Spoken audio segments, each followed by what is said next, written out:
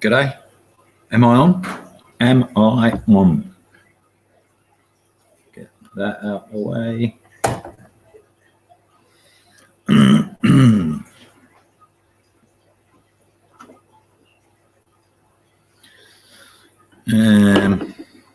I think I'm on. It says I'm on. Sandra Bennett, hello there. Can someone type in the chat that I'm on? Make sure this is actually working and I'm not just talking to a screen to myself.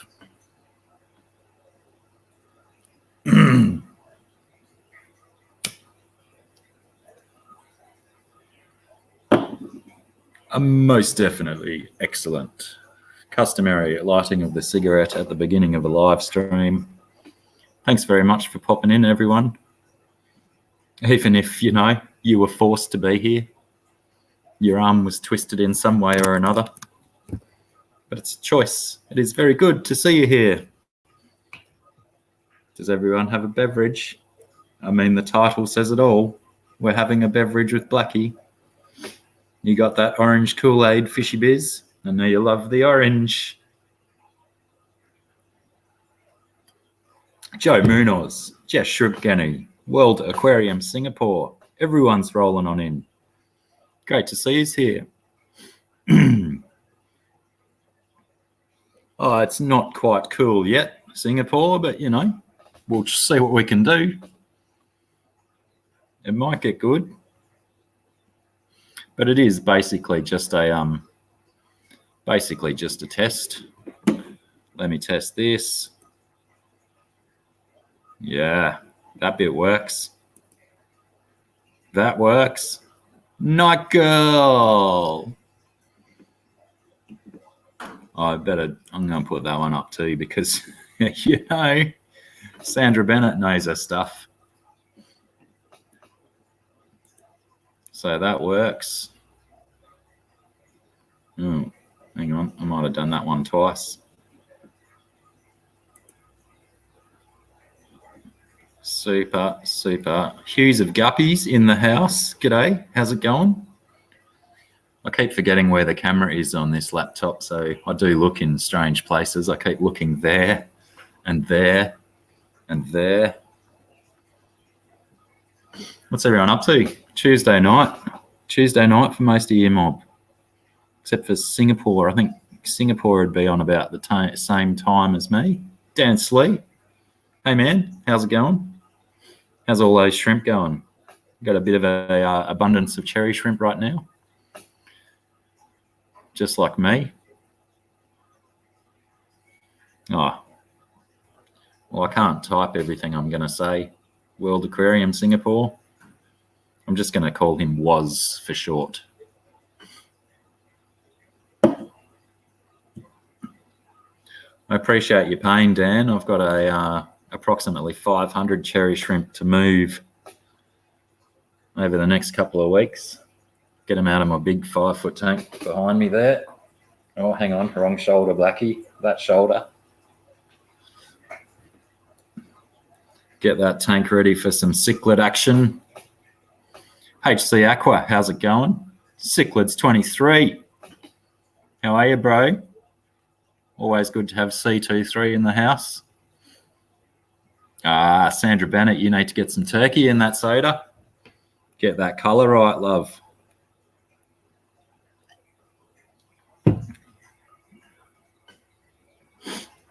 $9:49. Okay, so you're 2 hours behind my time zone. Was the morning has just kicked off for you at work, unless you start at like 6 a.m. You can come and get them if you like, Alien World. I've got to move a bunch of them from a 5-foot tank into 2 3-foot tanks that already have, I won't say a metric fuck ton, a shit ton of shrimp across those 2 tanks already. I'm pretty damn sure I'm not going to get all of them, but I'm sure I'm going to move enough to keep the colonies going, and the rest can become cichlid food. Plus there's approximately 200 bristlenose in that tank I've got to move as well, and a bunch of guppies. Just when I start talking about moving guppies out of the big tank and one of the 3 foots and consolidate them all into the other 3 foot tank, the guppies start dropping fry, don't they? So I had another bunch I found this morning, about another dozen. So I got approximately 50 to 60 new guppies. Bloody hell. Never rains, it pours, I guess. Night girl, that's serious multitasking. Potentially, if I'd have known you were streaming, I wouldn't have started night. No, that's not true. I still would have done it. I got to test this StreamYard nonsense, isn't it? Pam, how you going, love?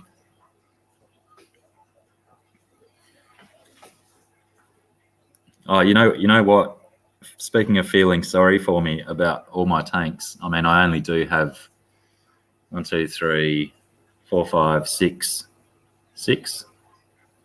approximately, with water in them, plus my bathtub out the back.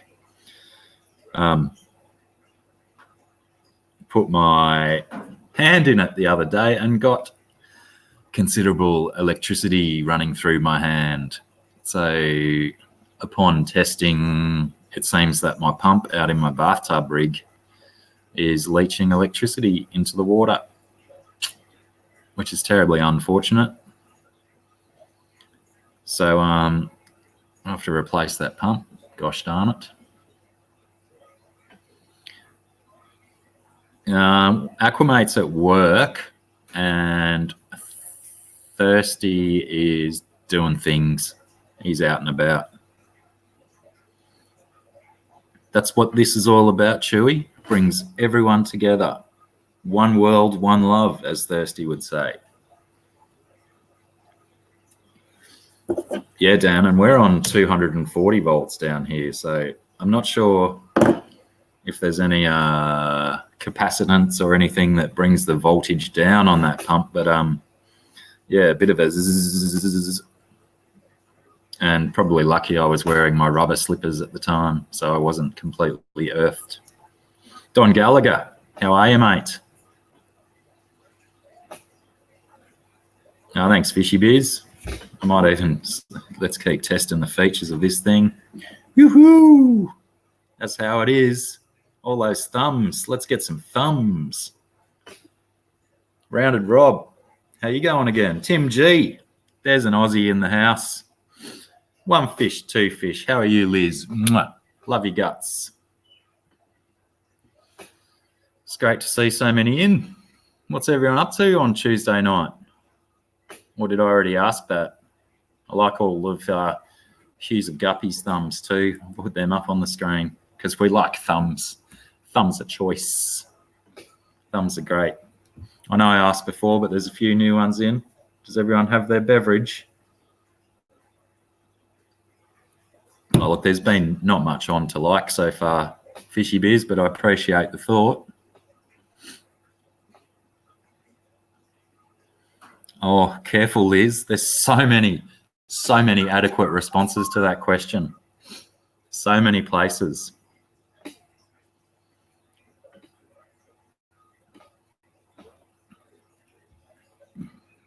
I don't know where to begin. Probably put it here first. Hang on, wrong side again. This mirror image stuff throws you a bit, doesn't it? Oh yeah, go on. I like a challenge, Chewy. I like pronunciating. Words are fun. Jungling. Where's that from, Jess? Sounds remotely Incan.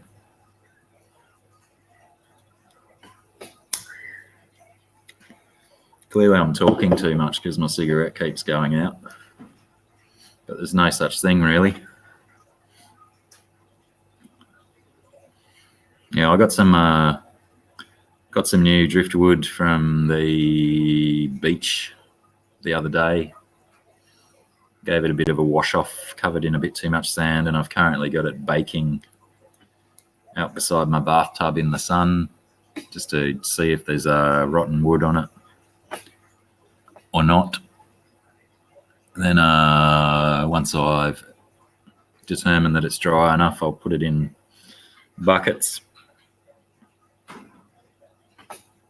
from 7-Eleven, as in the store.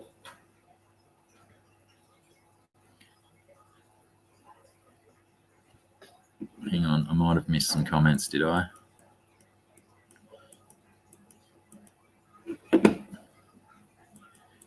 Sorry if I miss anyone's comments. Just repeat them if it's something poignant that I need to hear or see or read, I guess. Yes, I said beach. I said beach, you beach. Are you mishearing my accent? It's not too different from that Minnesota accent. I love the Minnesota accent, by the way, even though you're not from Minnesota, but that's potentially one of my favorite accents on the planet. That and New Zealand. Good accents. Solid form. Oh, Craigieburn. That shopping centre at Craigieburn. I mean, I know I'm not from Melbourne, but I know Craigieburn. That's, yeah, all walks of society roam that shopping centre. I don't remember a fish store in that shopping centre, but I'm assuming you didn't mean from the shopping centre, maybe from the bushy bits of Craigieburn, or is there a shop there? FKJ, how are you, Rally? Thanks for stopping in, man.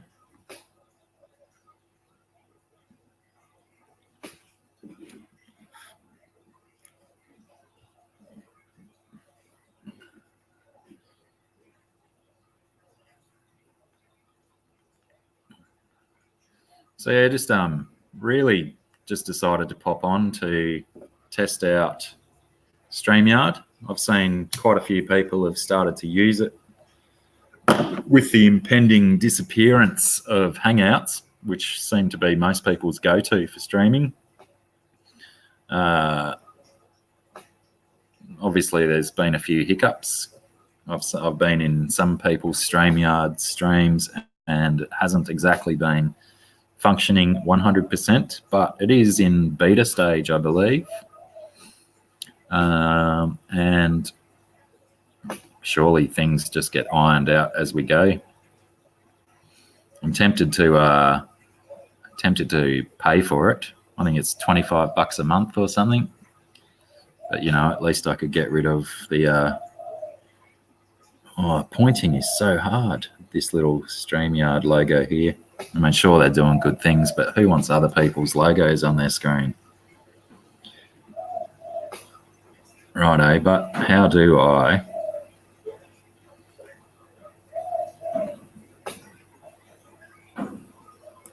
Let's put that one up.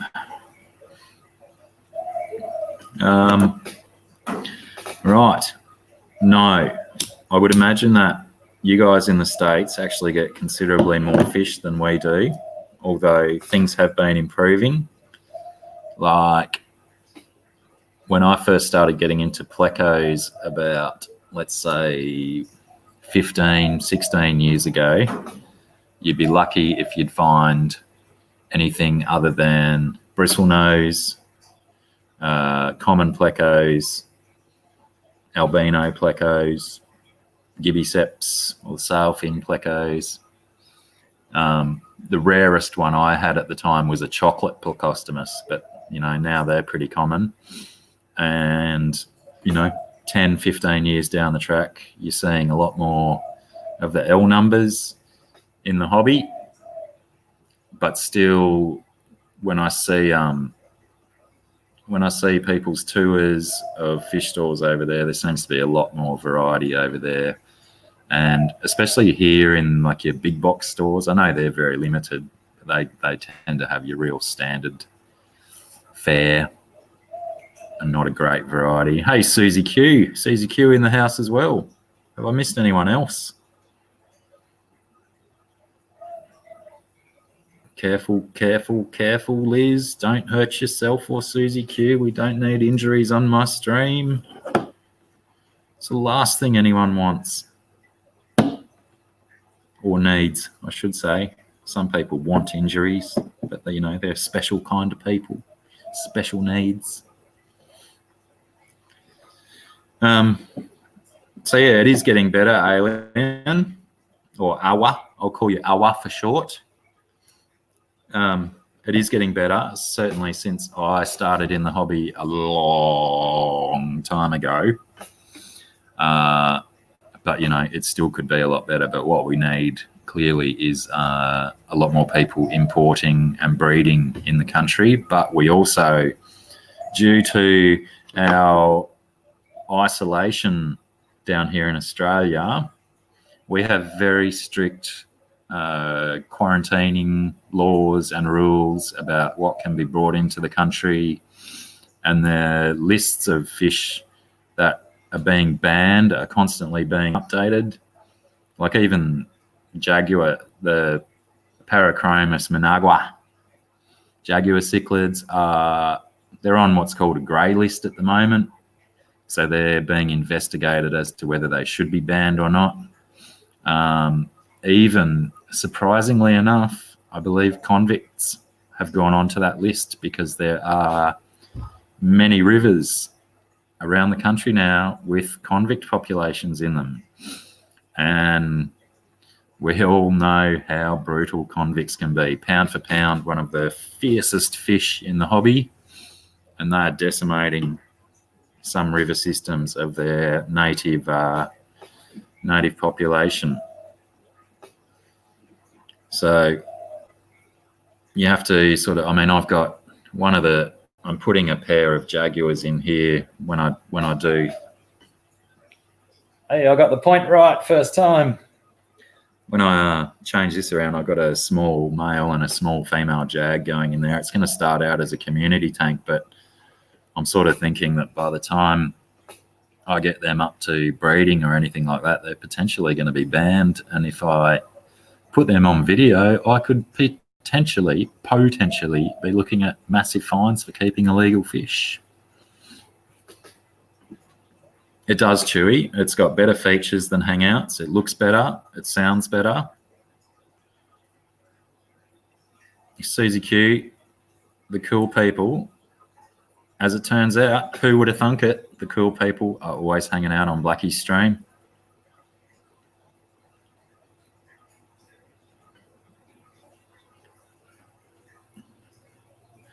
My day has been interesting. I'm slowly scrolling through this chat. I believe FKJ asked me how my day's been going. It is only just ticked over past midday. My day was, wake up. What did I wake up at? About 8 o'clock. Rolled out of bed, had a coffee and a cigarette. My youngest son was at a party last night, way out in the hills. Got a call to go and collect him. Did that, came home, started fiddling around with StreamYard to work out how it goes. Here we are. A few hours left on the day.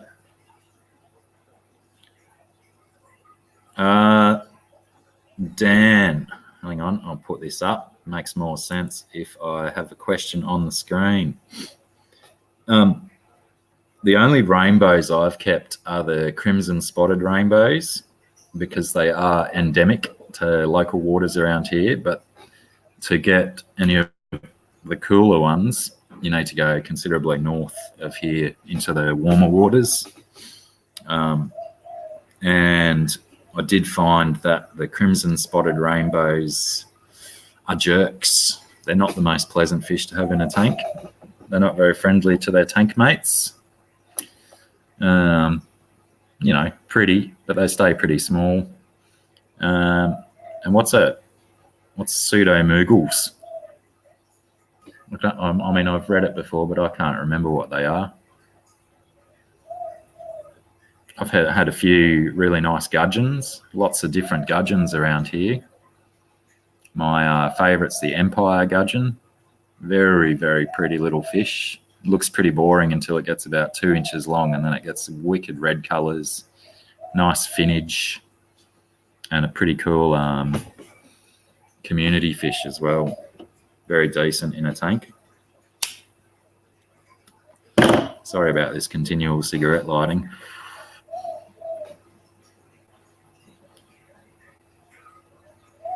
But yeah, well, I should scroll down to see if Dan has answered my question about... Oh, Aquamate's in here as well. Holy crap, I've missed so much chat. 44, I already think I said hello to you. Aquafunk! Funk is in the house. K-Town Reefer, hello. Crikey, I am so behind on this chat. I talk too much, but I guess someone's got to talk when I'm the only one on the screen. Aquafunk, I mean, did you not read the description? I'm testing StreamYard, sir. See how this works. Some awesome human put me onto it and said, give this a whirl. Yeah, Dan, crimson spotted rainbows are pretty, but they have, like I said, they have tendencies to be jerks. Like when I was keeping them, I had the Pacific blue eyes, sort of like Pam's favourite, the honey blue eyes, but a little bit smaller, and their fins aren't quite as impressive, but they're bloody everywhere in the water around here. You can just go and take one net scoop and you probably end up with 3 or 4. Ah, right. Yeah, I knew I'd heard the name. So you have the Pacific blue eyes that are further south down the coast, and then you have the honey blue eyes, which are more north, up around the Tropic of Capricorn sort of height. Yes, Liz. Pam's fish is the honey blue eye.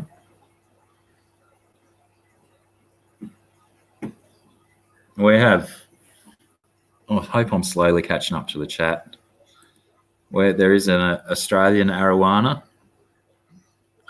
called the Saratoga or Jardini, I believe. As everyone knows, I'm not very good with scientific names.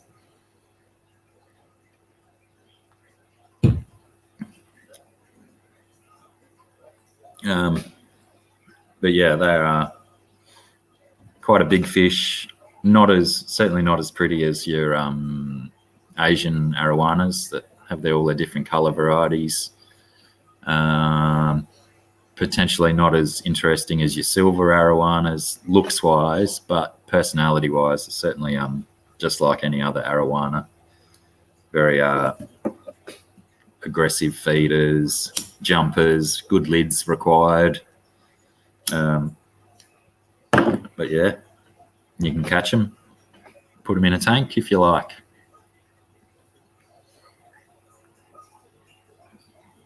Still seems that I'm missing a lot of chat. Have I scrolled back up?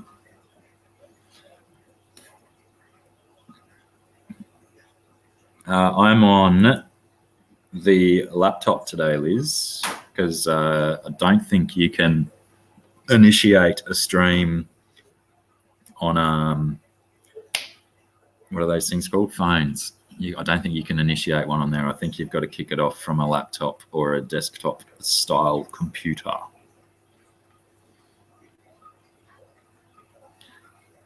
You're in Hawaii, HC, are you not? I'm not sure if Hawaii is subject to the same laws as the States. I'm not sure whether it's that you can't have them there or if it's illegal to export them from Australia. That'd be interesting to find out. Someone get on that, please. Pull that up, Jamie.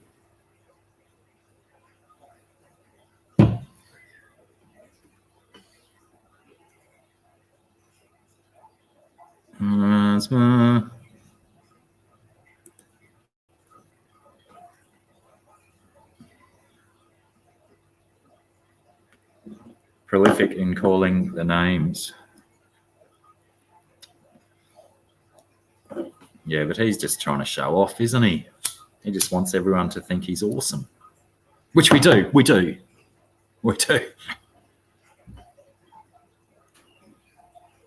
Do I have... Jess, are you talking to me? Live chat or top chat? I'm not sure how it works in... the StreamYard just brings the YouTube chat into here, so I'm assuming it's just the live chat. When it's still scrolling through, I'm just pretty slow at reading.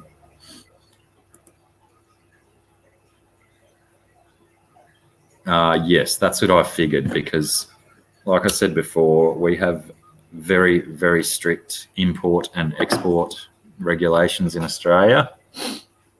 Even not only with animals, but like I used to work for AQUIS, Australian Quarantine and Inspection Service, mainly dealing with imported timber furniture and stuff like that, and very, very strict regulations and guidelines regarding what you can do, what you can bring in, and what has to be done to stuff.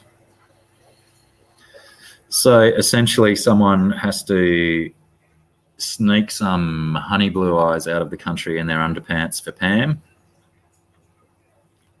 and someone's got to get it going over there.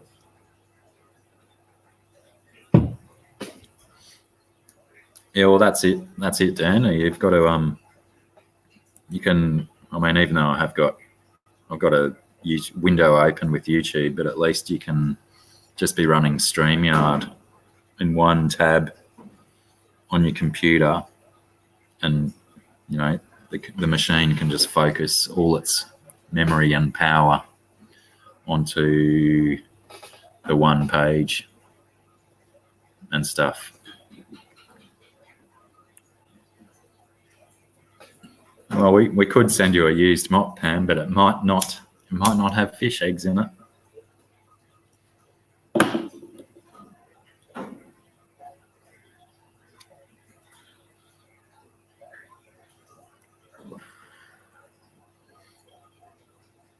Yes, very strict. Very strict, because we are so separated from the rest of the world, I guess, that we don't need stuff coming into the country that can ruin things, even though, you know, we bought cane toads in the, God knows when, 1920s or something. And now they've covered a hell of a lot of the country. Other things, you know, rabbits, deer. There's wild deer all over the place now, causing problems. Oh, well, somehow you just got to get them out of this country and over to you then, HC.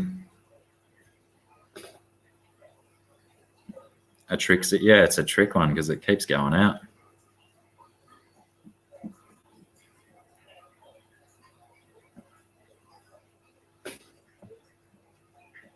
Yeah, well, you can bring them in, but you got to get them out somehow. Unless there may be, I mean, you know, Southeast Asia is really well known for massive fish breeding. Potentially I mean, we have a lot of, what do you call it, convergent evolution, where species have survived or developed on different continents due to the separation of the continents a few weeks ago. So potentially there's pseudomuggles in the Southeast Asian region.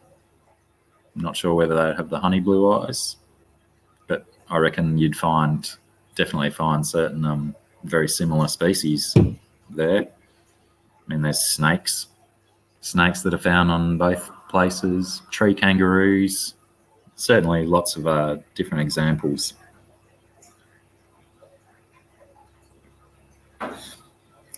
Tim G, did you just copy and paste that? Good advertising. Hope you're getting commission. Oh yeah, rabbits have been a problem here for a long time. I think when the colony was first established, you know, back in the late 1700s, early 1800s, they were bringing rabbits over for food because it's a lovely meat to eat. If you've not eaten rabbit, give it a go. But yeah, everywhere now. I can probably, if I didn't have a dirty blind in my way, I could see I've got this massive wood pile down the end of my paddock, and rabbits are hanging around there all the time. But the g'day Haley. Haley's in the house.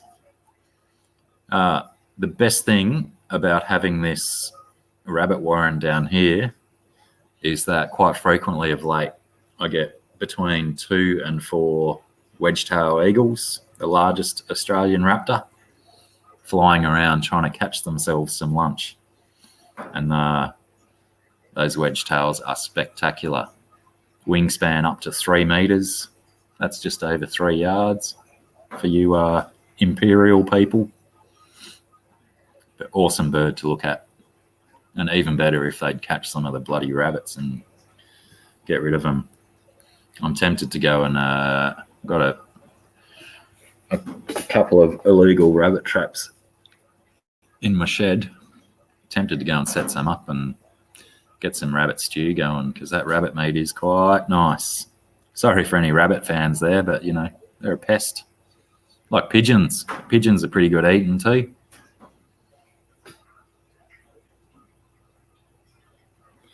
Ash's cichlids. Everyone say hi to Ash.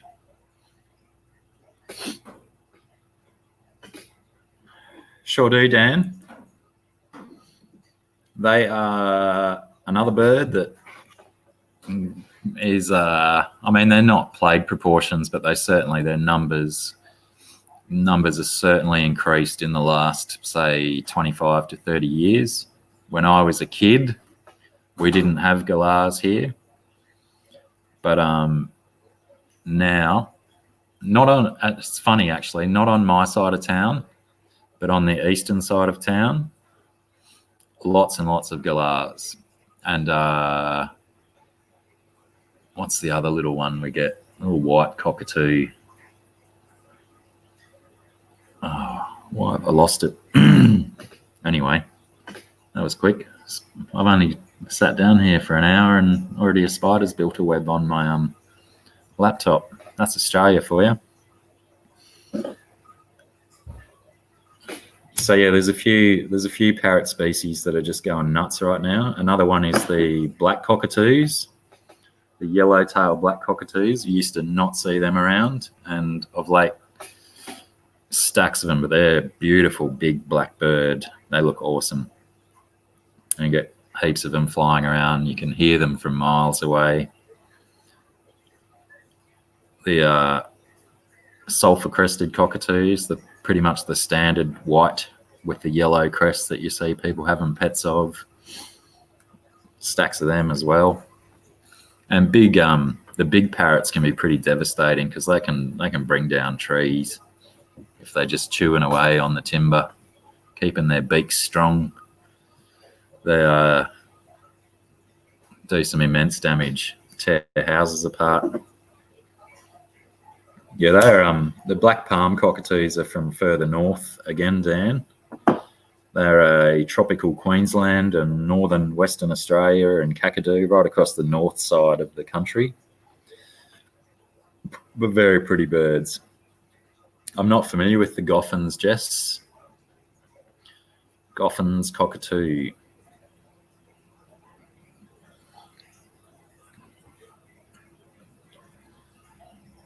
Blue cockatoos, not familiar with the blue ones. We get these rainforest king parrots, which are green. Very nice, very pretty bird. Eclectus parrots.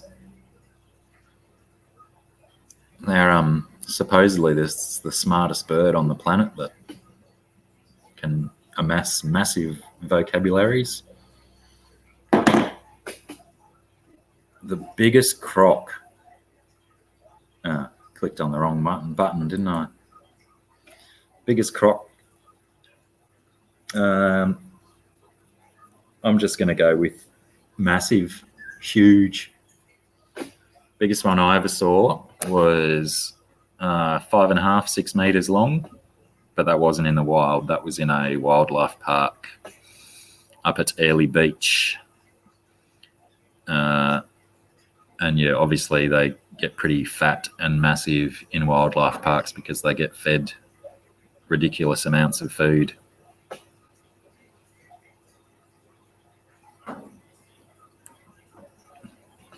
I can't make a video on giant crocs because I'm on the most easterly point of Australia, which is a considerable distance south of the range of the saltwater crocodiles in Australia. I would have to go at least 1,000, maybe 1,300 kilometres north to even start to see the saltwater crocodiles. But I have heard that with this global warming bizzo, people are sighting them further and further south each year. Yes, that was a very big crocodile, quite impressive.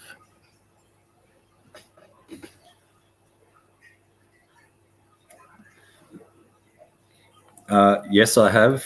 C23. I've been to Australia Zoo, and I've been there 3 times now. And the second time I went there, I've actually got it on a camera somewhere, a vintage camera that maybe doesn't record very good, or maybe I wasn't able to store it on computer. But Steve Irwin and a team of his people were moving a crocodile from one enclosure to another, and that was good fun to watch. That killed half an hour in there. But I'm very into my snakes, and the snake collection at Australia Zoo is fantastic as well. I could spend hours and hours and hours. I think we do get a lot, but again, hang on, I better pop that up so people know. Hang on, wrong one. Sounds like it, Tim. That's what Google's for, constantly learning. I'm not sure if aquarium plants are restricted for import here, or if we just don't have that many because there's not enough people importing them yet. There's certainly, you see all the standard ones, but then when you look at like people like Dustin's fish tanks and him showing the ranges of plants, or Aquarium Co-op showing all the different plants that they have, we certainly don't have massive ranges that you guys get access to over there.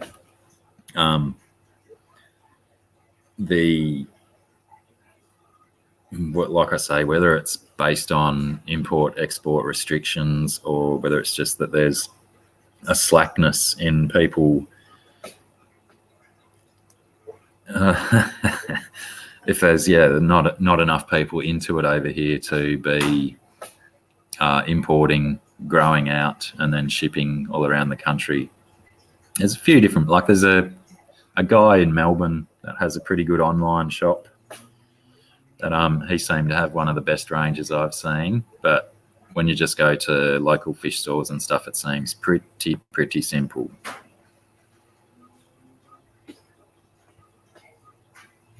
Hello.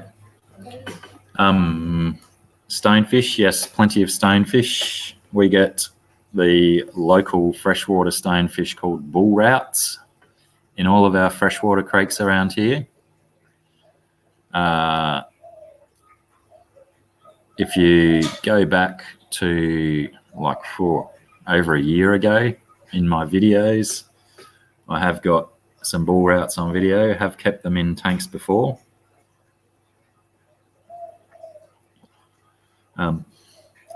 Not the most exciting fish to have in a tank, because they do spend 99% of their time just sitting in one place waiting for a fish to swim into their mouth, basically. But when they do feed, it's pretty spectacular to watch, because they're very rapid, they strike super fast, and their mouth parts are like a Parachromis cichlid. They really stretch out and just engulf their prey. One sec.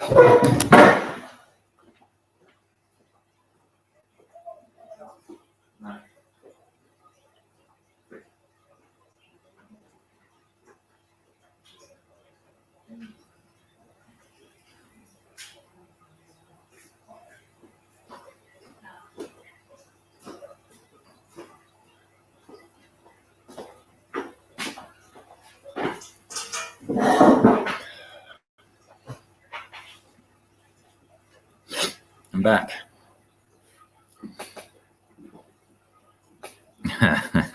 I believe you, Pam.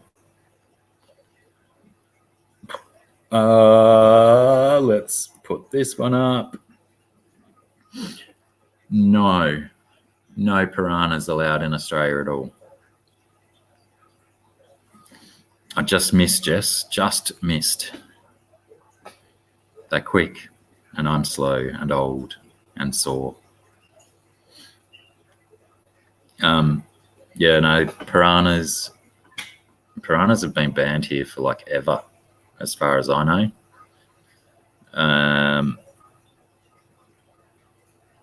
Yeah, just one of those things.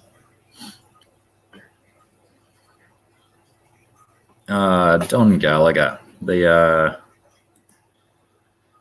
I have many venomous snakes in my area. Not sure if you've seen my video on the eastern brown snakes that were fighting in my backyard. That was not quite a year ago, about 9 months ago.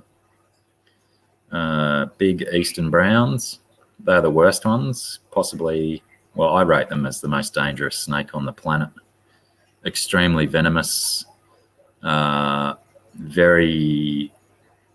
hang out in populated areas. Aggressive, super aggressive. If they're cornered, they will go you. They will chase you. Ty Hunsaker. How you going, Ty? Welcome aboard.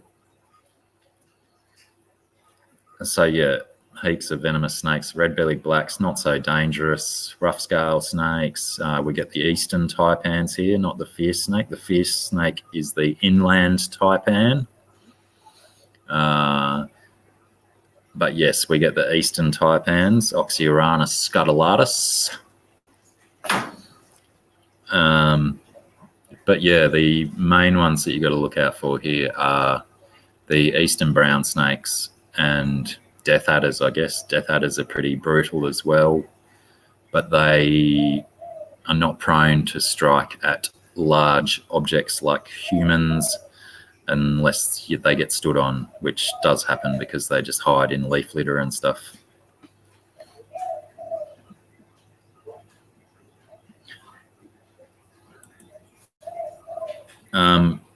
I don't, Susie, but when Aquamate and I were having a fiddle around on it last night, he was mentioning echoing, but I've also, because it's only me on here, I've got no sound coming back at me. So potentially that's not something I'll experience until I'm listening as well. Yeah, we get tiger snakes here as well. Cichlids 23. They're not as common. I mean, they're common, but you just don't see them as often as the other ones. Mulga snakes are not down this far. You go a little bit inland where it's drier and hotter, and further north you get a lot of mulga snakes, which are the ones. The mulga snake is your one called the king brown, but it's actually in the black snake family, the Pseudicus species, the largest of the black snake family.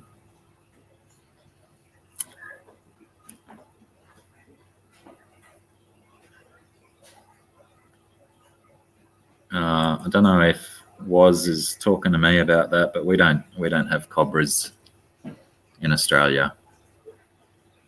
Wouldn't mind seeing them, but yeah, they're not an Australian one. They're Southeast Asia or India. Indian snakes. The closest we have is our brown snakes, which their species name is Pseudonaja, which means false cobra, because one of their aggression poses is to flatten out their neck like the hood of a cobra. But yeah, no actual cobras.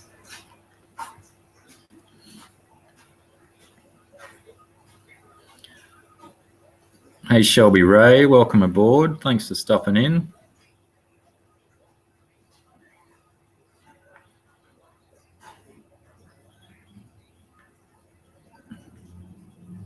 Death Adder is a very pretty snake, very gorgeous. Only little though. max out at about 50, 60 centimeters, 2 foot max, but they're short and fat and they hide very well. Super camouflaged and a very, very rapid strike. One of the fastest striking snakes on the planet, I believe. And big, long fangs. They're in the viper family, I believe. Adders. I think adders and vipers.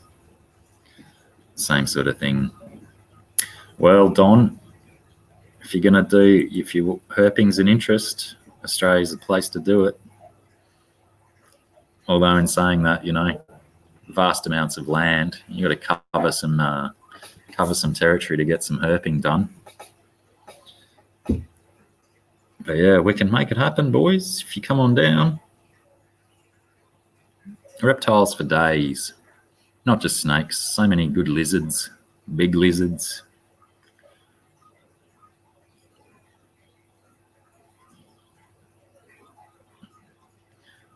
Some snakes down here are fish eaters. One of our fish eaters is called a keelback or a freshwater snake. And they are most renowned for their ability to take out cane toads, because lots of our native reptiles and birds that are frog eaters, they eat cane toads, they die from the poison. But keelbacks, they can eat the tadpoles and small baby toads and survive. Yes, Chewy, they are here. In fact, when we first moved into this house, the creek beside us had platypus in it. And there is I'm pretty sure it's still down there, but there was the tunnel system of their nest built through the creek bank and stuff. They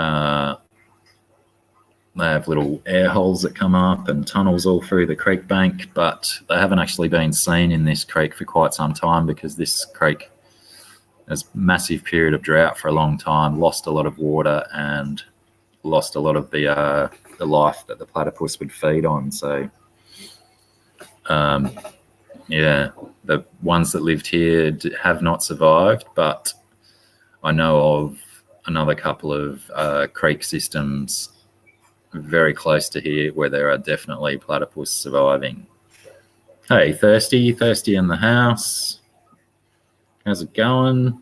Have I missed anyone else?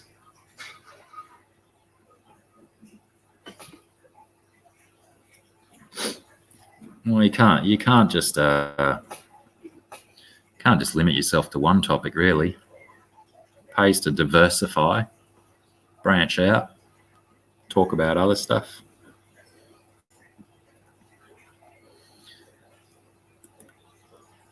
Yep, garter snakes, they're known to quite willingly go into water and get fish. I think it's because there's so many of them. They've got to eat something. They'll take whatever they can get.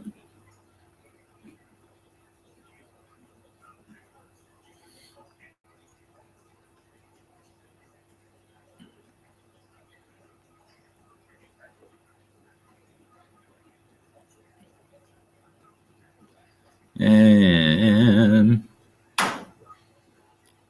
so I hope you're not still driving, Aquamate. If you're typing into your telephone, you know that's an expensive fine and 3 points off your license. You need your license.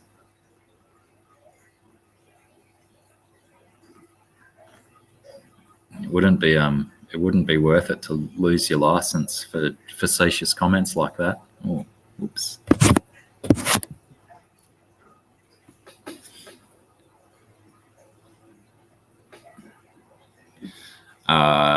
Let's put this one on the screen. Sure do. Mainly in the arid regions of the country, though. The termites, the ones that build the big mounds, are mainly found in the desert regions or the borderline desert regions where it's very dry, the earth is very diggable. Yeah, the termites that we get here they don't build mounds. They will find wood that's either sitting on damp earth or dryish earth. And I don't know about what stage of wetness the earth needs to be in, but they'll basically nest under the ground beneath the wood that they're eating. And once they have taken all the nutrients they want from that wood, then they will just move on. Whereas your species that builds the massive mounds, they basically build that mound for the life of the queen and stay there for eternity until they just keep breeding and breeding and breeding.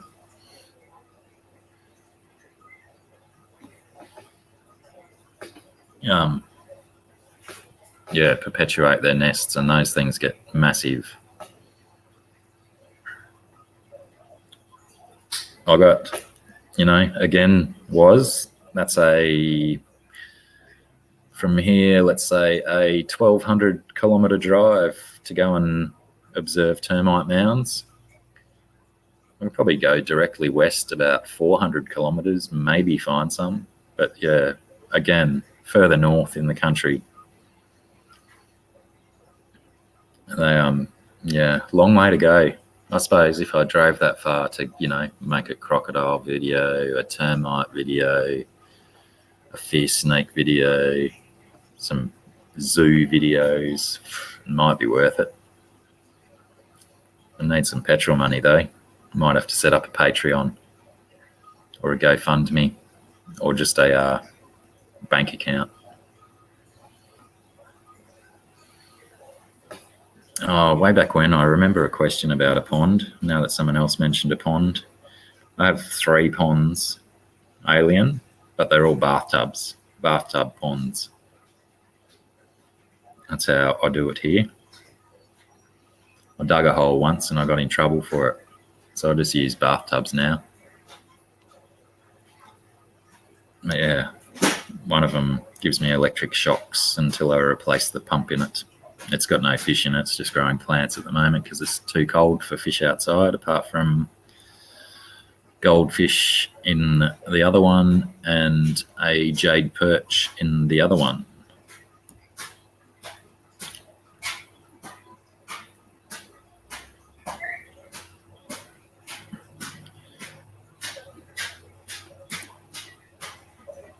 Yeah, that Ants Canada, he's certainly bumped the popularity of the ant keeping hobby up. His videos are pretty awesome, and apparently there's good money in it because lots of people are doing it, the selling and breeding and whatnot.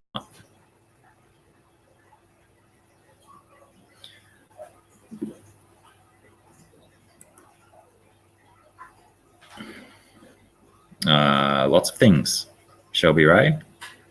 We have snakes that eat other snakes. We have raptors, birds of prey, that will take down snakes. Kookaburras, they like snakes. And quolls, tiger cats, they like snakes. Feral cats.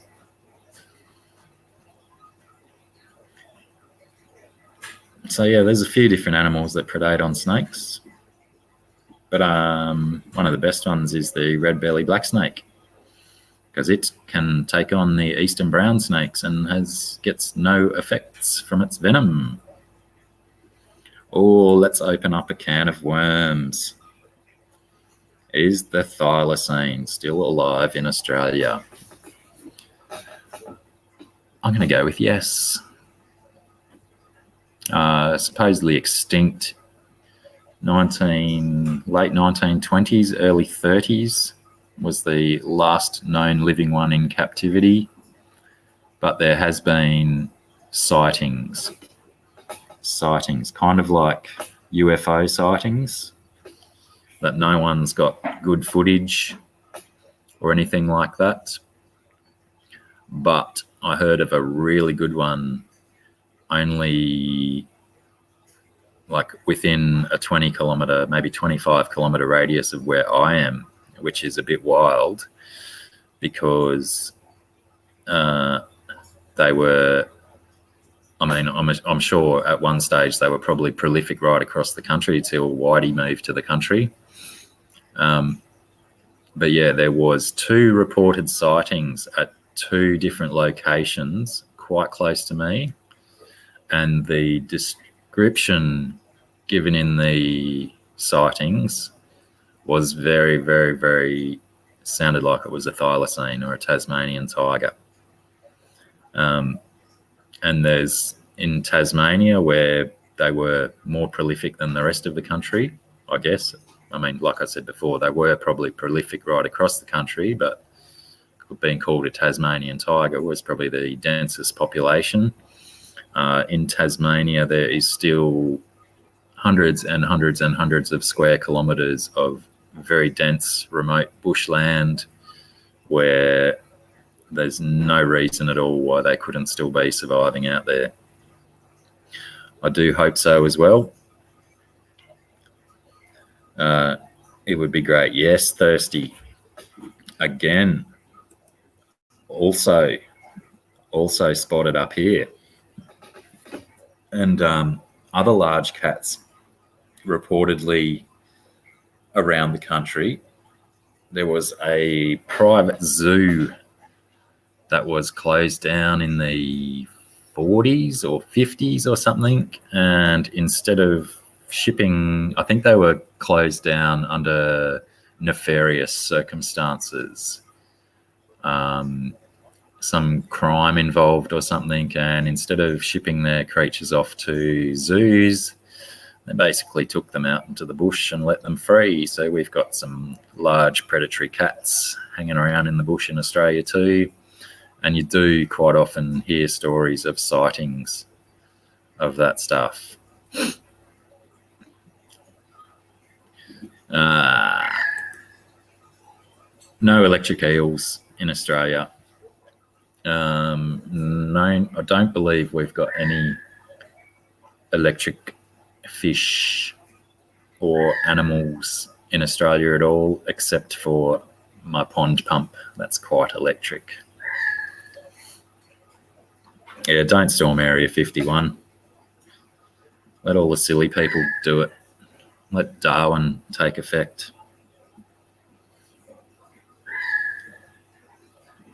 Rob Bull, when did he sneak in? Good to see you, Rob. Thanks for stopping in. Can't see how many I've got. What have we got? 19 in.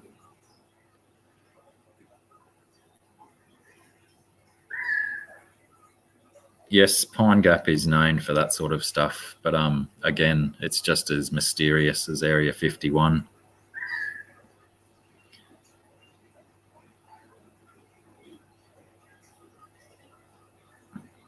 Yeah, give me snakes and spiders any day over large cats that could rip your throat out with their back toe.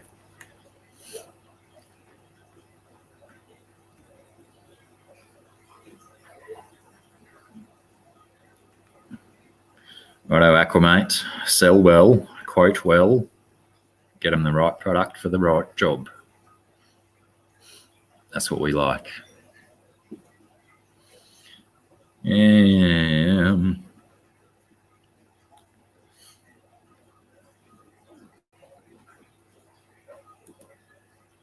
Rob will lurker. Oh, speaking of that, Rob, we were talking about my Feste tank the other day. I went to put a background on it like you suggested. The back of the tank's painted. It just doesn't look like it because it's the same colour as the wall behind it. So what I might have to do is maybe either paint up the sides of that tank as well, or just stick some background on it until he moves into the big tank. But that was funny.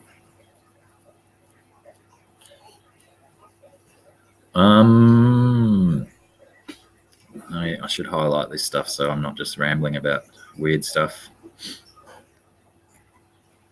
I don't think there's a total ban on exporting birds, but I believe the paperwork is tricky.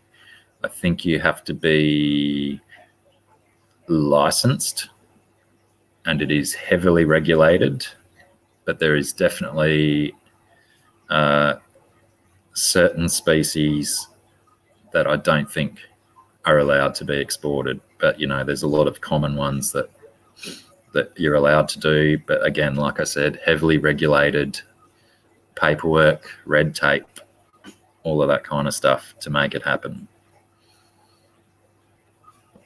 Well, I'm not quite sure now if Woz is playing or if he's asking fair income questions.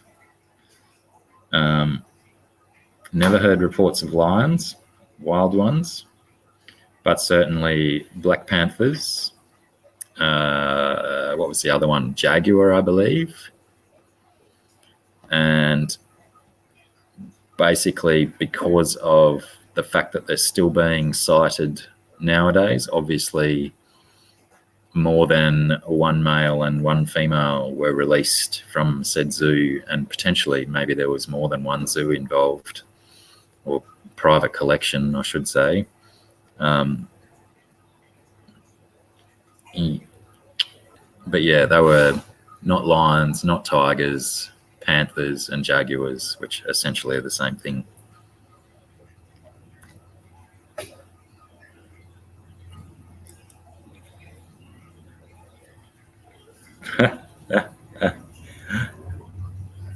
Jess, I'm surprised that you didn't hear the snap from there. How rapidly and hard my arm had to be twisted. It's 12:47, almost 1 p.m. on a Wednesday afternoon. But yeah, forced. I like it. Peer pressure, it's a terrible thing. But in saying that, if you guys can talk amongst yourselves for a minute. Yeah, there's a pub open somewhere.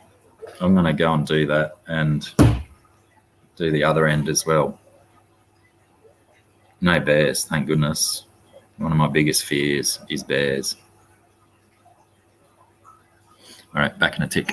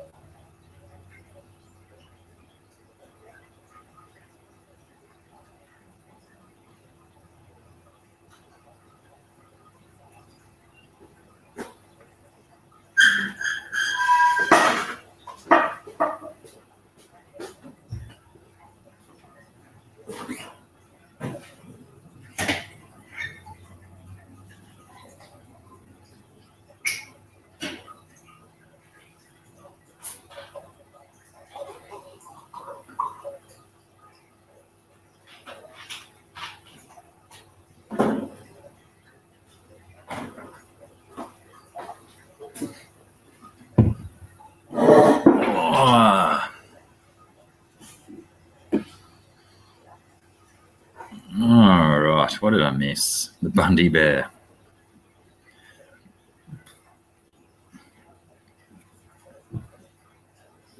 Cheers, everyone. Thanks for stopping in. Some you do. That's quite the stereotype you're enforcing there, Rob Rule.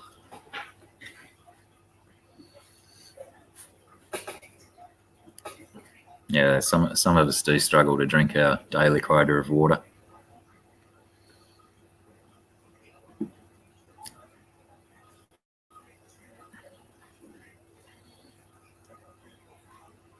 Oh, Monica Lynn's in. G'day, Monica.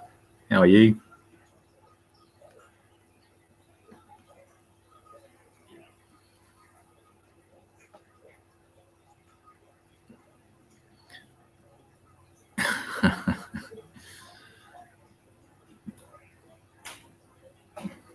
Trying to catch up. Susie Q out. Righto. Thanks heaps for stopping in. I'll try and catch your next stream. I keep missing them in my time frame.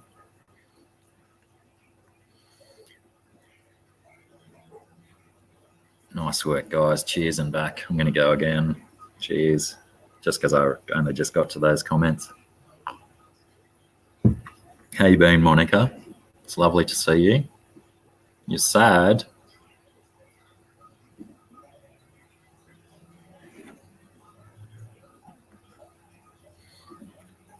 So true, Rob.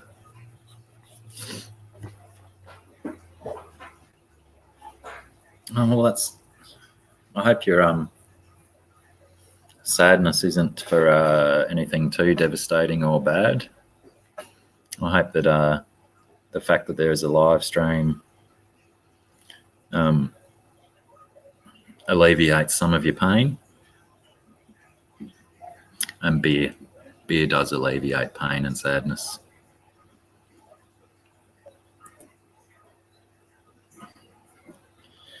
Chewy, always with the good questions. I hope I have adequate answers. Yeesh. Spider on my drink. Who'd have thunk it? Any live animal exports out of this country, again, red tape, paperwork. I'm not sure if you need a license, but you've certainly got a hell of a lot of hurdles to jump through to get stuff out of the country. I think obviously the first time you did it, it would be quite difficult, but and yeah, once you get used to the hurdles that you got to jump through, it probably can be done. But distance is obviously key. Anything live you're shipping out of the country needs to get anywhere else as fast as you can.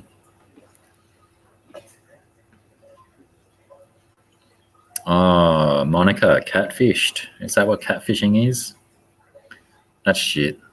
Humans are just shit, except for fish people. Fish fans, not shit. But yeah, that's taking advantage like that. Not cool at all. And yeah, the internet being such an anonymous place, you can't go and necessarily find where they live too easy and key their car or crowbar their windows.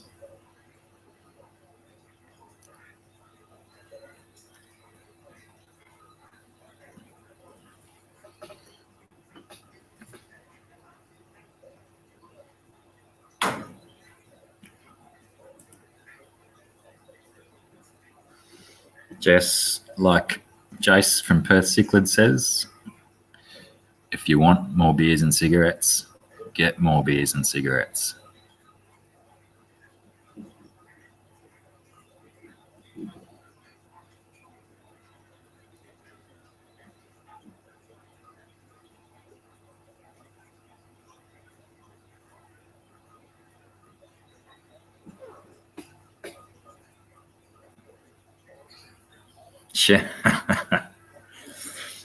Yes, always good telling points. If they're not fish keepers or gardeners, they might not be decent humans.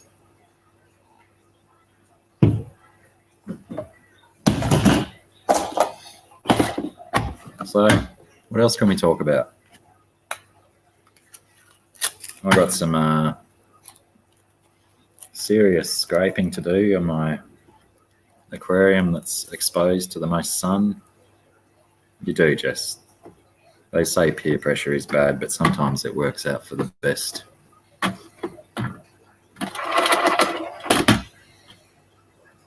So I got algae scraping, pruning. I've got a serious prune in that tank to do. Start moving more fish. Or when the when the jobs start to rack up, it can be very demotivating, but then the more you procrastinate, the bigger the jobs get.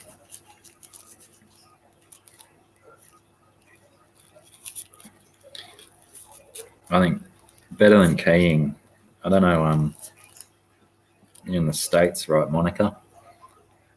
We have, in Australia, we have our 50-cent coin, which is a dodecagon, I think, a 12-sided figure with nice flat edges. They're pretty good for keying cars because you get a much broader line.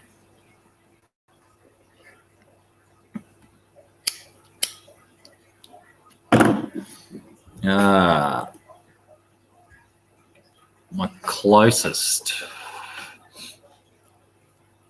Well, there is a pet shop in my town. They're not too bad. They have some decent fish, but again, pretty your standard fare. Not a huge range, and not fantastic prices. But if I drive half an hour north to Tweed Heads or half an hour south to Ballina, there's a couple of good ones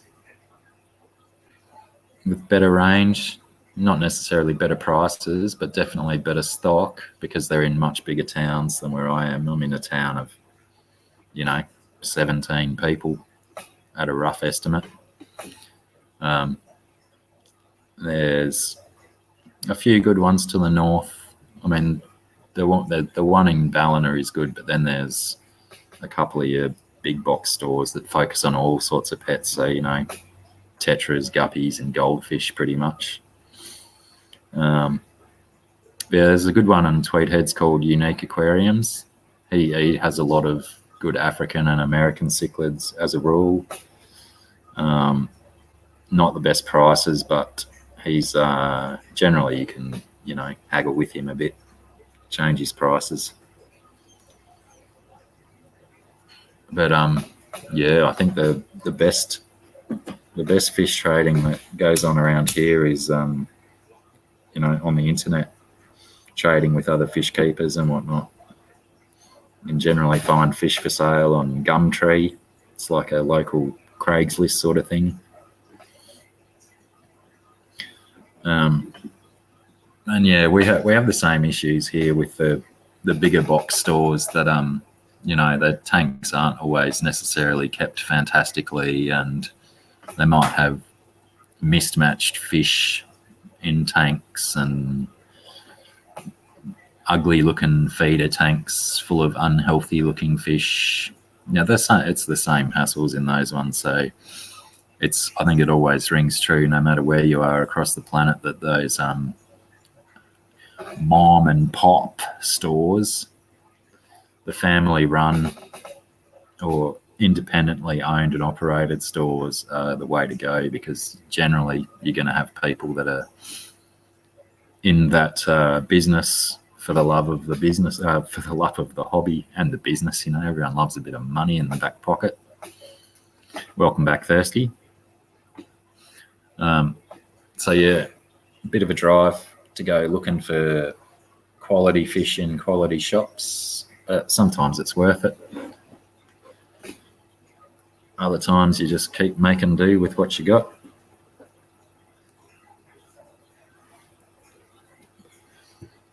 Yeah, that's a point, Thirsty. The amount of hurdles and paperwork that you got to go through just to take a horse overseas to go and compete in a race is ridiculous. It costs them half as much as the potential prize money that they might get out of it.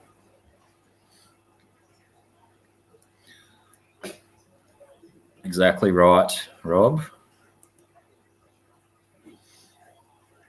You get the fish that are sourced and sold by people who give a stuff. You're going to be spending a lot less of your time getting that fish up to health if it's already been looked after and sold for the right reasons. But yeah, sometimes it takes takes the time to get online and look through what people are trying to sell out there, but often it can be worth it. And often the stuff that you find online is people that are, potentially getting out of the hobby, or they've been, sold an Oscar in a 2-foot tank for a 2-foot tank or something, and they realise they've got the wrong fish. And so, yeah, quite often you can get a good bargain by someone who's done with the hobby or realises that they've got the wrong fish. Chewy, all of our fish and plants regulations are state-based. So some states are stricter than others, like Tasmania being another separate island to the main country. Very hard to move stuff in and out of Tasmania. Western Australia has very strict laws compared to the rest of the country about what can come in and out. So yeah, I mean, even I tried to buy some, what was it called? Brazilian hornwort, I think. A little round leaf floating plant. Someone correct me if they know what I'm talking about. From a guy in Melbourne. I bought this whole shopping cart full of plants from this guy. Hey, Calypso, how are you, man? And yeah, he wouldn't ship me the hornwort because it's illegal in New South Wales, but legal in Melbourne, in Victoria, sorry. So yeah, you've got to, if you're going to do any of that moving livestock around the country, you've really got to be, check out all the different state laws because they differ massively. Even when I was involved with AQUIS, like I was mentioning before, the Australian Quarantine Inspection Service, there was talk then that they were trying to unify the whole country into one quarantine act or legislation, and it still hasn't happened. And that was a good 10 or 15 years since I've worked with quarantine. Thanks, Don. Yeah, I thought it was Brazilian hornwort, but yeah, sure, keep it in Victoria, but this little line on the map, no, not over that line, thanks. Yeah, so you've got to be really thorough about going through all your legislation and checking your paperwork. And if anyone's had any experience reading legal documents like legislation or regulations, those things are heavy reading, heavy reading.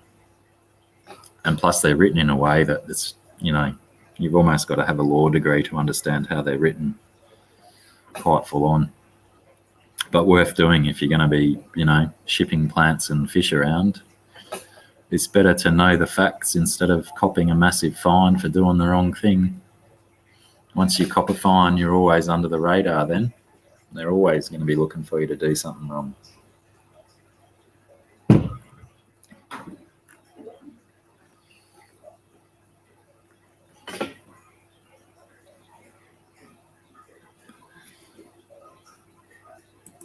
You should do a LFS tour, Monica, and put it on your channel. I know you've been looking for excuses to get some content on your YouTube channel. LFS tour, great place to start.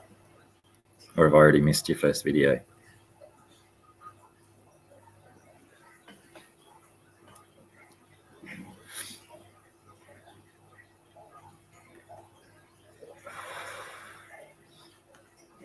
Did you get more dynamic power, Rob?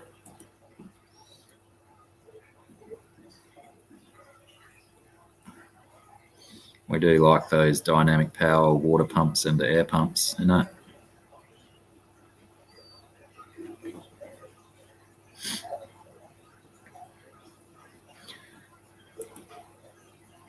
That's the way it goes, Thirsty. You start doing one job and then you see 4 others that need doing, and before you know it, you've got 74 on the to-do list. Never stops.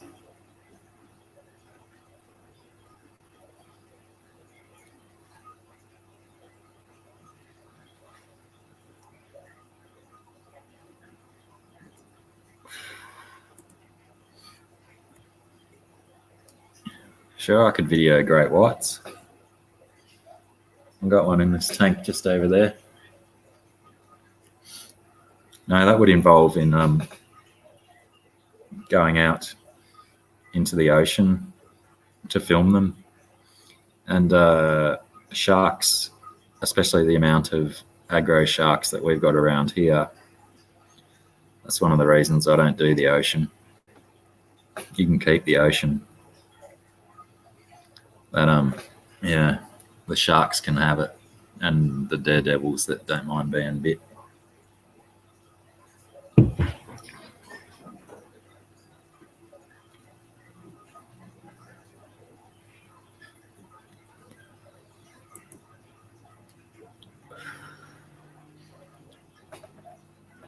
Like I said, Chewy, you can do it, but again, it's very strict. Like if you are shipping, say, a box of various items, you need to list every single thing that's in that box, and you have to understand the regulations for each different species or type of thing that you're sending.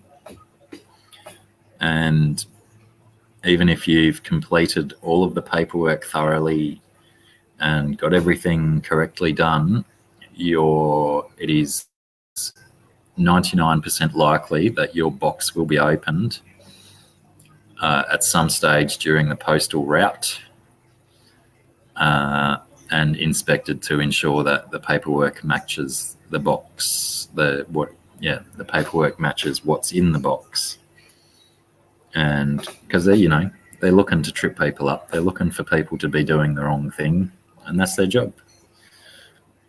So if you're doing the wrong thing, you're going to get sprung, I guess, at some stage. You might get away with it once or twice, but it's certainly not worth the risk because, like I said before, once you get sprung for doing the wrong thing once, you're always going to be on the radar.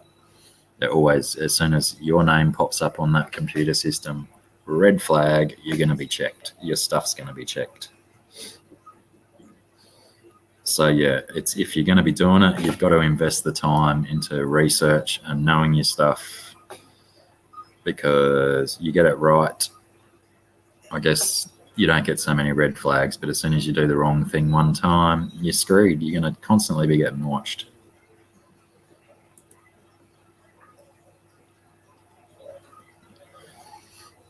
I have not tried a Zis filter yet. I have seen a couple of reviews of them online. I've not seen them in shops.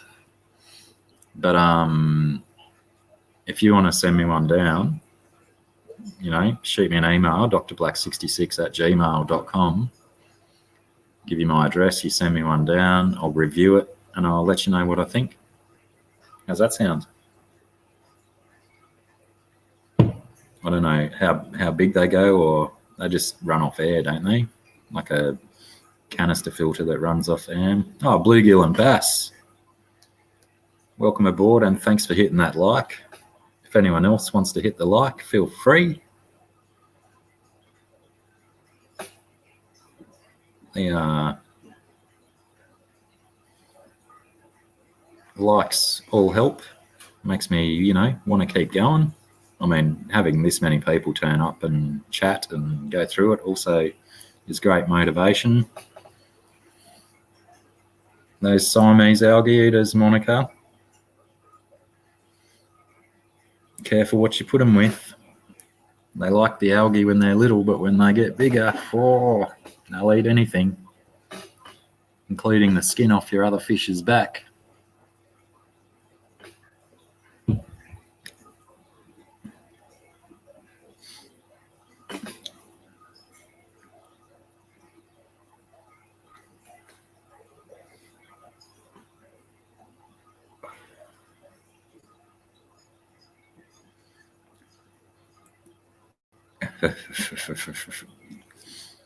Totally agree. I'm quite happy not to share space with sharks. They can have it out there. I mean, it's only, 8 kilometers from here to the ocean. I don't mind walking on the sand, looking for driftwood and rocks and stuff. I don't mind going in the rivers, even though those bull sharks, they love the fresh water too. They can be found a long way up the water. Yeah, give me a freshwater creek in the mountains any day to swim in, as opposed to a river a kilometre from the coast. Bull sharks, they're just like great whites, super aggressive, eat anything. But at least a great white won't go into fresh water. Bull sharks, ooh, they can go 20 k's up a river into fresh water.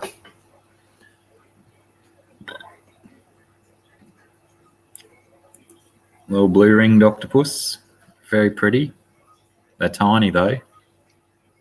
Don't know if you've ever seen one in real life, but they're like this big. So very hard to see. And your box jellyfish and your irukandji jellyfish.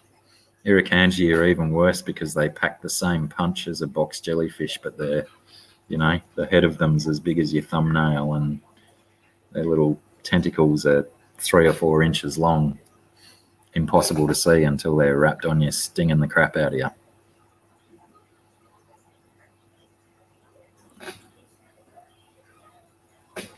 Yeah, it's super tempting to swim down here with all the crap we got. Don't forget the cone shells.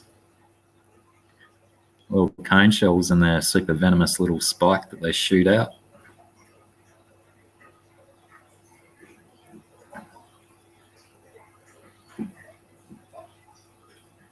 Sailing vagabonds. What do they do? What do the sailing vagabonds do, Monica?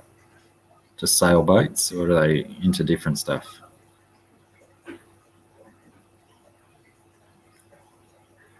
Joe Munoz is back. You fall asleep, Joe?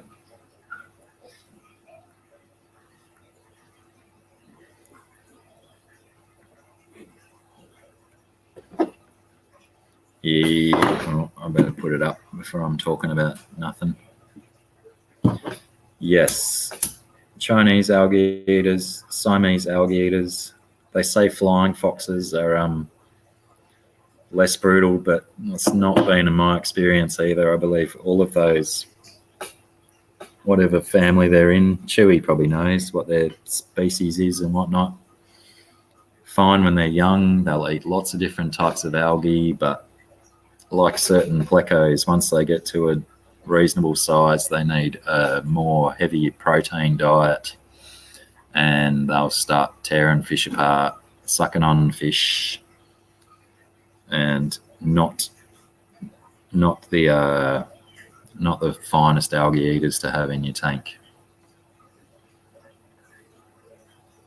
Once they're certain size and they just aren't finding algae to be substantial diet anymore, I'll go for anything that moves. And they're persistent as well. They just constantly peck and peck and peck and peck and peck until the fish just gives up that it's attacking, or they just, they're voracious feeders, so they get to all the food before your other fish can get to it, and your other fish just end up getting starved out.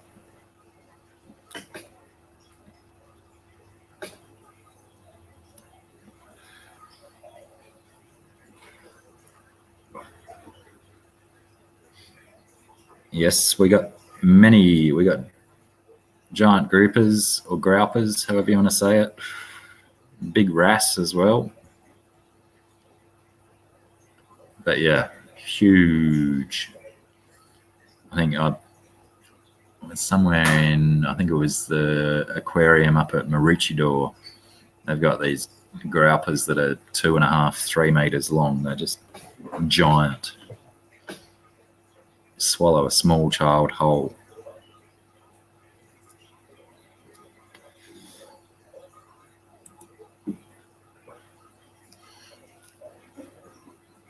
That would be interesting. What was the outcome of that, Rob? How did he go? Did he enjoy that? They say it's quite painful, make you very sick.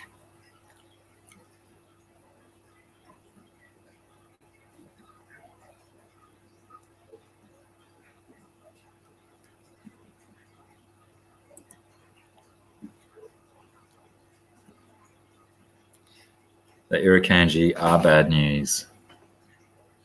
They are so tiny, and they back a punch, and they sting, and they cramp you, they give you seizures, all sorts of nonsense from such a tiny little critter.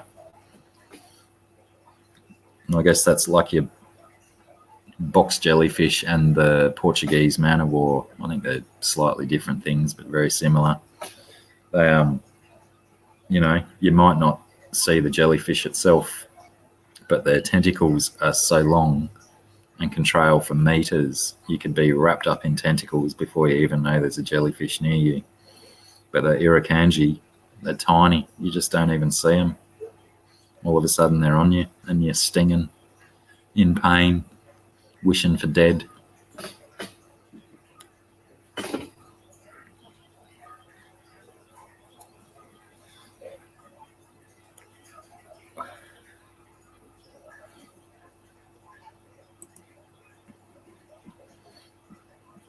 Righto. Sounds like a good thing to do for a few years, as long as you don't fall in with the sharks and the jellyfish and the blue-ringed octopuses.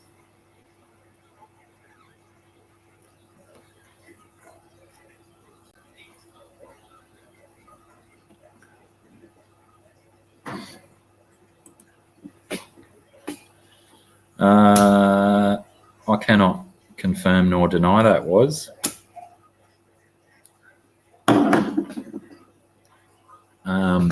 I'm going to suggest no, but I may have to look into that because plenty of people fish for them, but I don't know if they're that good at eating because they're so massive, they eat all sorts of rubbish. So they probably taste crap. So any fishing videos that I've seen where people catch them, it's always just a release, catch and release.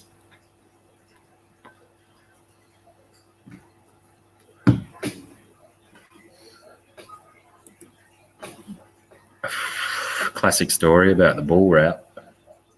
For those that don't know, that's our local freshwater stonefish. There's videos on them earlier in my YouTube channel for anyone who wants to go back and see what a bull route looks like. Freshwater stonefish, so very well camouflaged. Venomous spines on its dorsal, pectoral fins. And I've heard stories about people who have stood on them and wanting their limb amputated, wanting it gone to get rid of the pain. But there's a particular creek that I used to like to go and get my shrimp and Pacific blue eyes and whatnot out of, just mainly for feeders and stuff like that. And this one particular day, barefoot, wading through all the weeds, caught this bucket full of fish and shrimp and prawns and whatnot. Get it back home, and there's this large compared to all the other small fish and whatnot in the bucket, about 2.5 inches long. It turned out it was a bull route. And I've, been stomping around in all that weed barefoot and managed to catch myself a bull route with the net instead of with my foot. So, yeah, you gotta be careful. I've never stood on one, but they're pretty much in every creek around here. And they're pretty versatile as well because they can go from freshwater into brackish into salt and survive wherever they are. They're like little bull sharks, but with venomous spines. Oh, be careful, they hurt.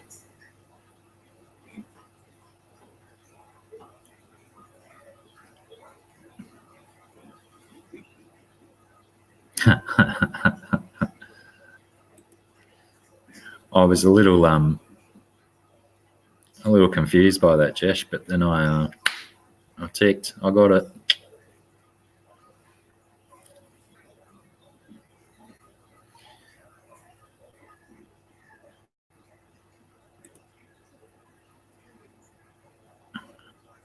If that was, I suppose it was directed at me, being that I'm streaming. I'm looking straight ahead that way as the crow flies. if I could fly about 8 kilometers and I'm at the ocean, I can, at night time, I can hear the waves crashing.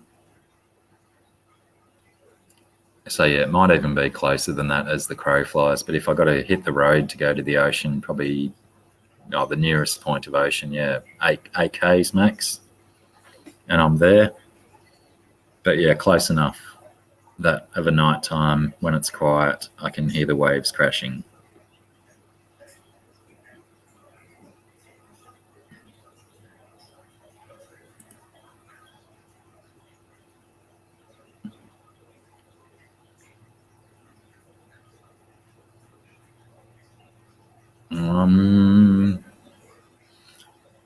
Mate, I can't really understand your accent there. They're a native. Oh, Arapaima. Not, I'm thinking Giardini, Saratoga. No, I haven't heard of any Arapaima in Australian rivers because they are illegal to have down here. So unless people have obtained them by nefarious ways and then released them into the rivers, they may be down here, but I've not heard any stories about Arapaima being in our rivers. That would be pretty brutal because they'd love it down here. Oh, what did I miss about Pam? Alrighty, thanks Pam. Thanks heaps for stopping by. We'll see if we can get a bit of a raid happening into Punchy's stream when I'm going to go, because I'm not going to stay on much longer. I'm going to try not to go 2 hours 23 again. That would be silly.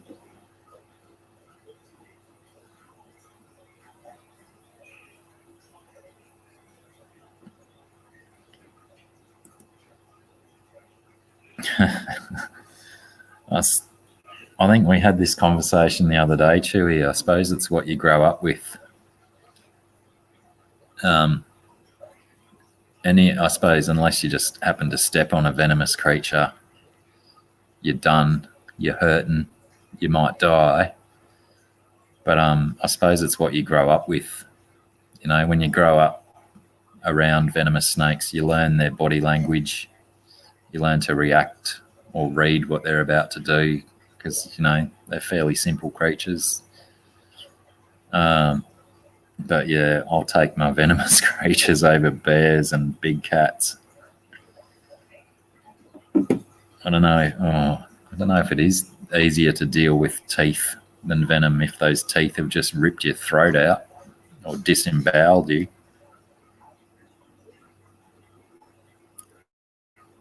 Lol, lol, lol. I see what you did there, Joe. Classic Munoz right there.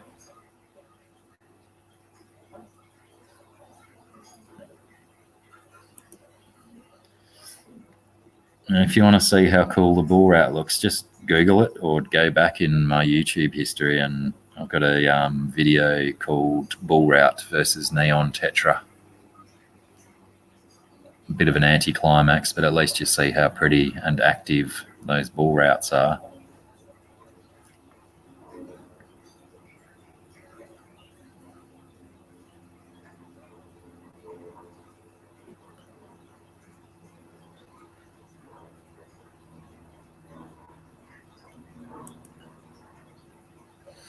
I think I'm just far enough away because those sharks can't get to me through my paddocks and whatnot. And, you know, when I go there, I'm quite happy just to stand on the sand or in the shallows where I can see it coming, hopefully.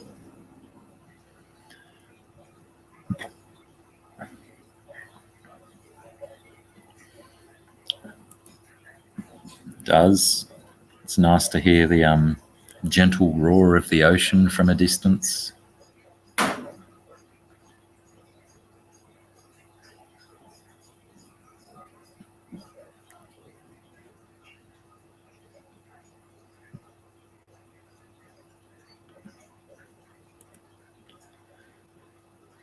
Well, being Singapore is equatorial, is it not? Very close to the equator, if not bang on it.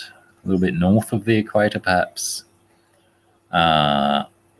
Much warmer water, so anything can survive all year round.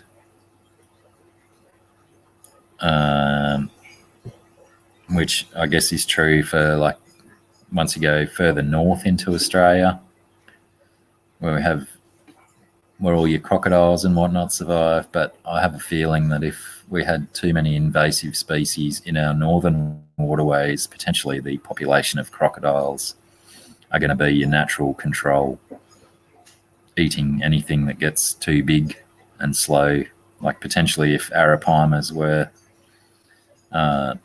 in our northern waterways, they'd certainly get to a stage where they'd be big enough that crocs would pick them off slowly.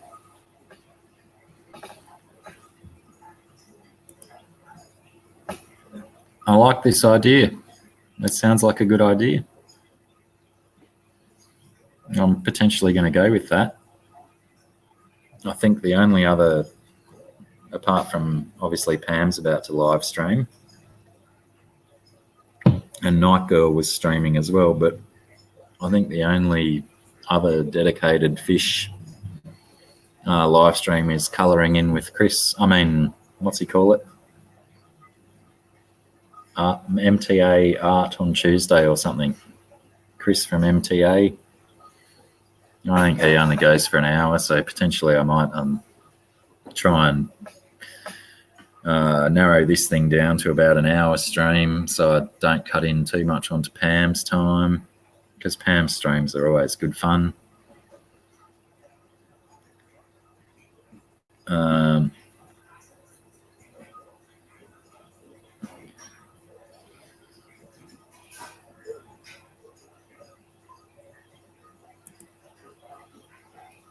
Those snakeheads are definitely becoming a problem.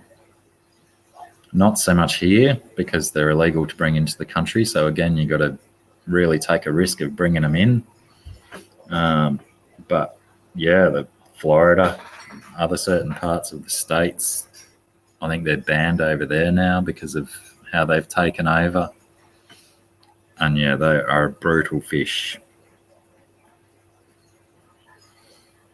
That's the way, Jess. You got to commit to the program. That's what we're all about. One world, one drink. I mean, one love.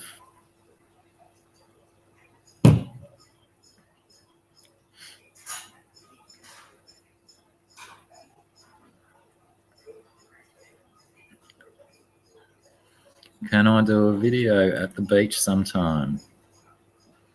Yeah, I might do that.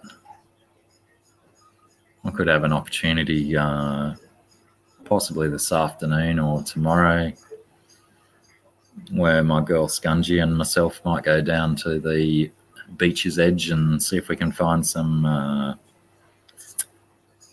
more driftwood, potentially some stones for this tank. Wrong shoulder again. I'm going to put some more rocks in there because I've got to take some wood out of it, with some plants growing on it that aren't going to survive with the cichlids I'm going to put in there.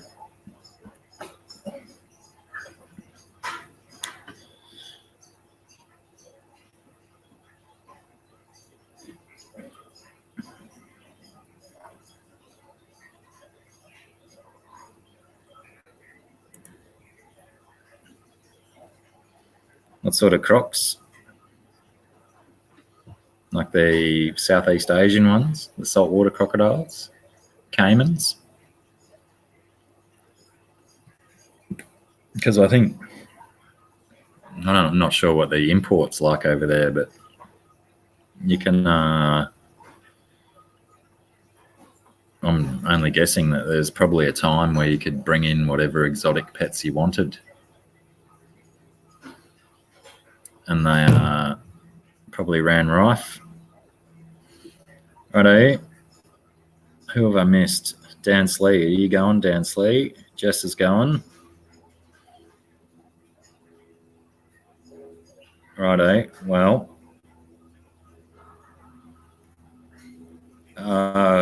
Alien World Aquatics. My favourite beer, I don't really have a favourite beer because I'm more of a wild turkey guy, but when I do drink beer, I will drink Tooheys New or Cooper's Green are my two tops, I guess.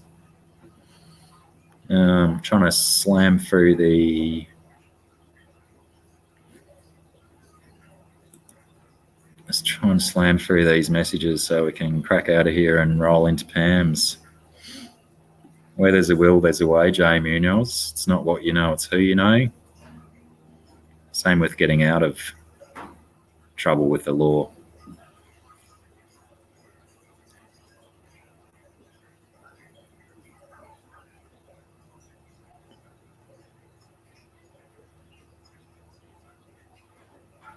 The bull route, you'll have to go back and watch old videos because I don't have any bull routes in tanks anymore, nor does my son. The largest one actually died, and we sold one on to someone and released a couple of other ones because we've had a few over the time. So yeah, just go back through my videos and check out the bull route videos. I think there's at least one, possibly two or three with bull routes in. Very pretty fish, underrated in the hobby, apart from the fact that they're super boring.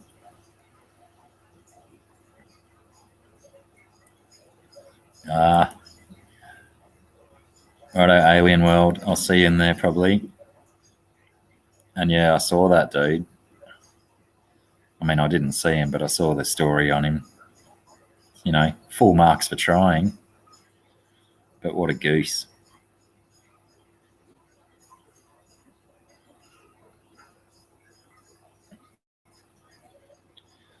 All right, everyone. We might just call it quits there. I highly recommend that if you've got nothing better to do and you've still got drinks to drink and whatnot, head over to 54 Punchy's live stream. Last thing I want to do is bleed over her time too much. She's generally has some good fun stuff going on. Oh, you know, that's one interesting thing that you can't do in here is add moderators and stuff. Oh, I've already got a few moderators. That's good. I want to do whoops. Bleed over her time too much. She's definitely Blacky generally has some good fun. Yeah, good. No trolls today. That was brilliant. All right, everyone. Thanks very much for stopping in. Appreciate dedicating the time to just hanging out and chatting with everyone and with me. We'll all reconnect over at Punchy's, or most of us will. Thanks again. See you next Tuesday, if not before. Mwah.